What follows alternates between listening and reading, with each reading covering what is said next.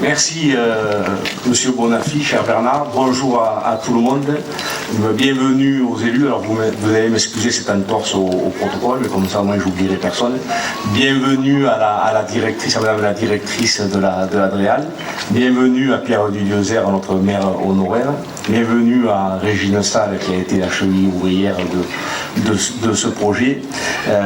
Chers élus des communes voisines, mesdames et messieurs, les enfants, et on en a vu tout au long de la matinée qu'il y avait beaucoup d'enfants, donc Pascal, il faut continuer avec ce type d'animation, chers amis. Alors Pascal, tu nous as déjà préparé une bonne entrée en matière, puisqu'on vient de passer une heure extraordinaire avec Morena. Morena est encore là ou elle est partie? Parce qu'on la remercie très, très profondément, parce qu'elle a écrit Morena et ses phrases joviales, je crois, mais c'est beaucoup plus profond que ça. Il y a beaucoup plus de sens dans ce qu'elle a dit, et surtout avec cette idée que la culture peut rapprocher les gens, ce qu'on est en train de vivre. Et puis merci également à ces deux dames, alors qu'elles ont souhaité prendre de la hauteur pour l'événement, mais tout simplement souligner leur grâce, et puis j'espère qu'on m'en voudra pas trop. Elles ont certes jeté des petits papillons, mais surtout je pense qu'elles ont distribué beaucoup de rêves. Merci, et merci à toutes les intervenantes, à tous les intervenants pour la qualité des interventions et pour leur soutien sans faille à ce magnifique projet. Et c'est vrai qu'au vu du contexte, au vu de la personne, qui comme un symbole d'ouverture à l'autre, de passion, de générosité, de confiance en l'avenir, a donné son nom à cette bibliothèque. Comment pourrais-je débuter cette inauguration, ou mon discours, sans méditer une de ces citations? Il y a des jours, des mois, des années interminables où il ne se passe presque rien. Il y a des minutes et des secondes qui contiennent tout un monde. Cette citation que nous devons à Jean d'Ormesson, le lettré, l'écrivain, le philosophe, le membre de l'Académie française et l'épicurien, et avant d'argue, comme vous le savez, ce mot a un sens très prononcé, donne un axe tout particulier à cette inauguration. Avec un monde qui aujourd'hui, samedi 25 septembre 2021, s'arrête momentanément autour de cette bibliothèque résultante de nombreux engagements. Ce monde qui nous rappelle sans cesse l'enjeu de la culture au cœur de toute civilisation, l'enjeu de l'instruction et de l'épanouissement de toute communauté de vie digne de ce nom. Il n'y a qu'à suivre une chaîne d'information pour s'apercevoir que beaucoup reste encore à faire dans ce domaine, souvent dans le monde, et parfois même au cœur de notre hexagone chéri.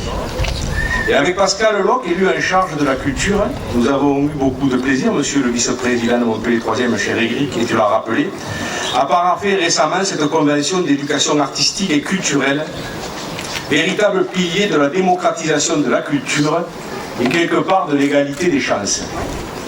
Partout où il y a un manque de culture, c'est la démocratie qui recule. Et merci à notre hebdomadaire local d'avoir rappelé il y a quelques jours la mobilisation de Van Dargue en ce sens. Et je vais compléter pour rappeler que oui, à Van Dargue, l'occitan est une forme de culture avec des manifestations dédiées et un soutien inconditionnel à cette langue régionale. Et oui, à Van Dargue, tout ce qui tourne autour du cheval et du taureau est une forme de culture, avec des codes, avec l'enjeu de multiplier les manifestations de qualité, et on vous donne tous rendez-vous demain pour la fête du cheval, dans le but de voir éclore de nouvelles vocations.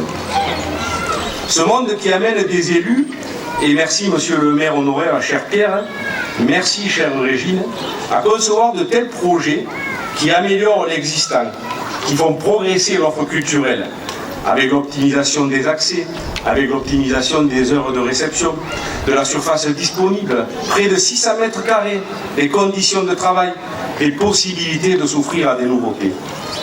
Ce monde de passion, mesdames, Martine, Pascal et Morgane, qui vous ressemble, vous qui animez cet équipement au quotidien, qui y travaillez, qui vous l'appropriez et qui donnez le meilleur aux passionnés qui le fréquentent. Ce monde en plein développement, madame l'élu en charge de la culture, chère Pascal, qui va donner vie à de nouvelles animations, qui va nous permettre d'étendre la représentation culturelle de la commune, à commencer par les premiers salons du livre prévus dans les semaines à venir. Et je crois que l'an prochain, on pourra, si les élus en sont d'accord, il faudra débloquer un budget pour multiplier le type de manifestation qu'on a vécu avant ces quelques mots, parce que c'était vraiment de qualité et ça permet de voir parfois de nouveaux visages. Ce monde où, comme le répétait la satiété Jean d'Ormesson, c'est le langage qui crée l'homme. Et au cas présent, le langage revêt une dimension technique.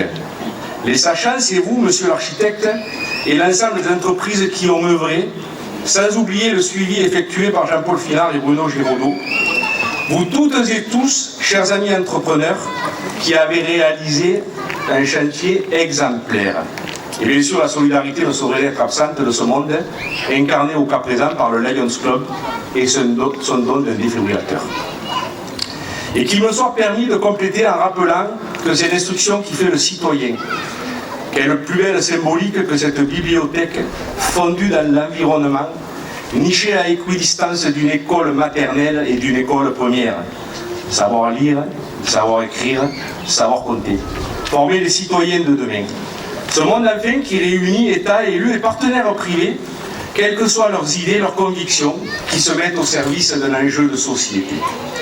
Et je vais les nommer et les remercier de manière collective, en leur présence ou celle de leurs représentants ici à mes côtés, en parlant notamment des travaux, des financements, parce que ça a été dit, mais les financements c'est vos impôts, mais c'est également l'engagement des collectivités au service d'établissements de cette qualité. Il faut savoir que les travaux, et ceux qui aiment les détails, vous l'avez sur le petit présentoir en bas, les travaux ont représenté un coût global de 1 374 000 € hors taxes. La DRAC, Madame Bouillane, a financé à hauteur de 348 000 €. La région Occitanie, chez Hussein, et je vais associer bien évidemment Christian Assaf à ses remerciements, puisqu'il était là le jour de la pose de la première pierre, 232 000 €. Le département de l'Hérault, Claudine et Yvon, 110 000 €. La métropole, Éric, 50 000 €. La participation de l'aménageur, suite au quartier de l'Éden, 98 000 €. Et pour les équipements informatiques, mobiliers et fonds, avec un coût global quand même de 196 000 €. La DRAC à nouveau pour 72 000 €. Le département pour 20 000 €. Donc vous le voyez, les 930 000 € de subvention pour un budget global de 1 570 000 € sont autant de preuves de l'intérêt qu'a suscité cette bibliothèque aux yeux de tous. Alors je suis souvent passé pour l'écrivain du bonheur, c'est pas moi, confié Jean d'Ormesson, à qui il convient de clôturer ces quelques mots. Et je crois que la qualité architecturale de cette bibliothèque, l'enjeu que représente pour les Vandargoises et les Vandargois cet écrin culturel, et tous vos visages radieux de ce jour, auxquels viendront s'ajouter ceux des futurs utilisateurs, suffisent au mien. Merci à tout le monde. Allez, madame la directrice, c'est bon la vie des enfants. Voilà. Allez. Allez, vas-y. Allez, allez, bien. Fais sur les doigts.